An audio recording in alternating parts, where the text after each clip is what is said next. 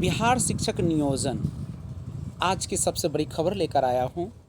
विभिन्न विषय के साथ कोटिवार भी बदल जाएगा अभ्यर्थियों का क्रमांक।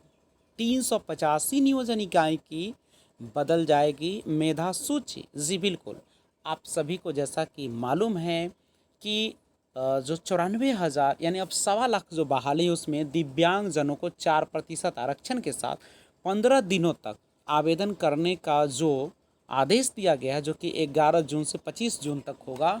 तो जैसे ही वह आवेदन देंगे तो 385 नियोजन इकाई की बदल जाएगी मेधा सूची। मतलब अगर आपका पहले 3 में आ रहा था तो हो सकता है कि 5 पे चला जाए, 7 पे चला जाए, या जिसका 7 पे चला जा रहा था हो सकता है कि 2 पर आ जाए, 3 पर आ जाए।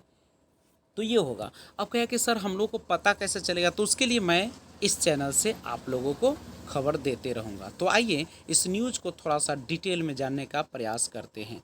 तो जैसा कि आपने देखा कि 385 नियोजन इकाई की बदल जाएगी मेधा सूची। देखते हैं मुजफ्फरपुर से ये संवाद क्या है। सबसे पहले दिव्यांगों को फिर मौका। अलग नियोजन इकाई में सीट के आधार पर दिव्यांगों की रिक्ति और दोबारा आवेदन के लिए मौका मिलने के बाद बदलेगी सूची। इस तरीके से आप देख सकते हैं कि 13 से कम रिक्ति वाले विषय में नहीं मिलेगा मौका और नवंबर 19 तक निर्धारित योग्यता वाले ही कर पाएंगे आवेदन। यानी जो नवंबर 19 तक जो योग्यता निर्धारित की गई थी वो जो है पालन होगा, वही आवेदन करेंगे। डीपीओ स्थापना जमालुद्दीन ने कहा कि हाईकोर्ट के आदेश के तहत 23 नवंबर 2019 तक नियुक्ति के लिए निर्धारित योग्यता पूरी करने वाले दिव्यांग ही आवेदन कर पाएंगे। इसी तरह हाई स्कूल के लिए 26 सितंबर तक जो योग्यता पूरी करते हैं वही दिव्यांग आवेदन कर पाएंगे। अब विस्तार से इसको जानने का प्रयास करते हैं। जिले के 385 नियोजन इकाई की मेधा सूची बदल जाएगी। बिल्कुल 385। विभिन्न विषयों के साथ ही कोटिवार भी मेधा क्रमांक बदल सकता है। हाईकोर्ट ने दिव्यांग अभ्यर्थियों से फिर से आवेदन लेने का आदेश दिया है। क्योंकि कोर्ट में जिस तरीके से हाईकोर्ट में फैसला आया था कि 4% आरक्षण के साथ 15 दिन का समय दिया जाए, वो भी 11 जो है जून से लेके आपका 25 जून तक यह समय दिया गया है, जिसमें दिव्यांग कोटि के अभ्यर्थी जो है आवेदन देंगे। जिले में छठे चरण के तहत चल रही शिक्षक बहाली में प्राइमरी, मिडिल से लेकर हाई स्कूल में रिक्ति निकाली गई थी। हालांकि जिले में सभी नियोजन इकाई में दिव्यांग अभ्यर्थियों की अलग रिक्ति निकाली गई थी और डीईओ अब्दुस लाम अंसारी ने बताया कि जिन विषय में 13 से कम रिक्ति थी उसमें नियोजन और आरक्षण के नियम का पालन करते हुए नियोजन इकाईवार सीट निकाली गई थी और इसके आधार पर रिक्ति भी निकाली गई थी। जिले में दिव्यांग अभ्यर्थियों के लगभग 2,500 आवेदन आए थे। अब भी 100 पंचायत नियोजन इकाइयों से नहीं डाली गई मेधा सूची। जिले में अगस्त 2020 से कोर्ट के आदेश के बाद बहाली प्रक्रिया स्थगित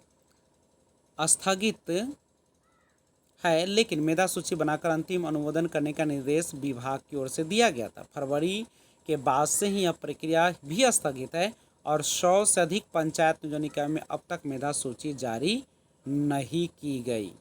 तो ये थोड़ा सा मामला है जिसको हम लोग देखते हैं। अब देखिए, जहाँ तक अब सवाल है रिक्ति का, देखिएगा इस तरह है। ज़िले में रिक्ति 1 से 5 में सामान्य में 3485 रिक्ति है, ये मुजफ्फरपुर की बात कर रहे हैं, और उर्दू में 784 है।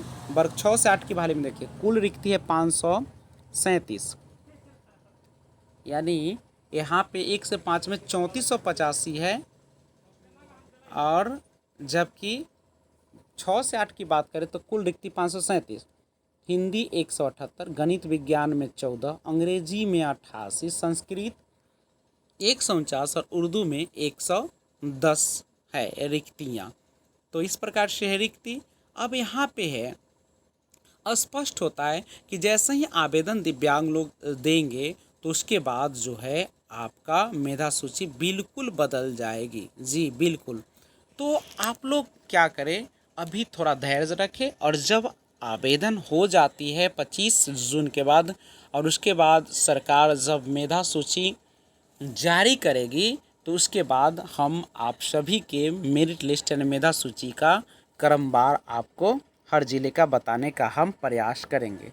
अगर यह अच्छे तरीके से होती है, देखिए अब सवाल है कि एक ही व्यक्ति अगर फॉर्म डालते हैं 150 जगह, कोई कोई तो बहुत सारे फॉर्म डाल चुके हैं, लगभग नियोजन इकाइयों में वो फॉर्म अप्लाई कर चुके हैं, तो ये सारे चीज़ जो है सो थोड़ा सा परेशान करते हैं कि आखिर कैसे। लेकिन गवर्नमेंट ने स्पष्ट किया है कि वह एक दिन और एक ही समय पूरे जो है नियुक्ति पत्र बांटे जाएंगे। काउंसलिंग का डेट जो होगा एक दिन का होगा, यानी क्लास 6 से लेके वहाँ 12 तक।